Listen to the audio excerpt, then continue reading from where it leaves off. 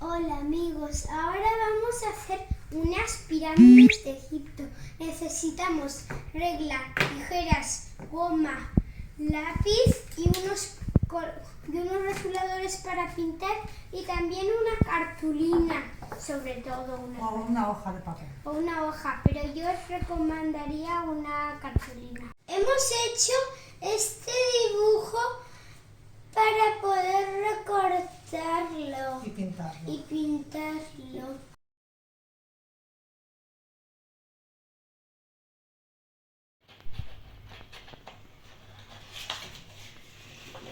Es que es difícil cortarlo.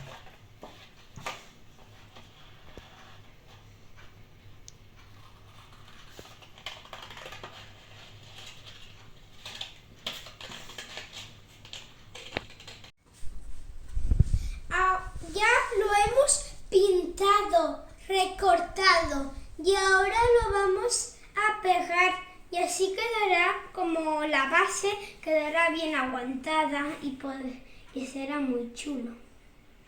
Como veis, ya hemos hecho las 3 pirámides. Keops, Keops, Kefren Kefren y y Miserinos. saludos. Saludos, adiós.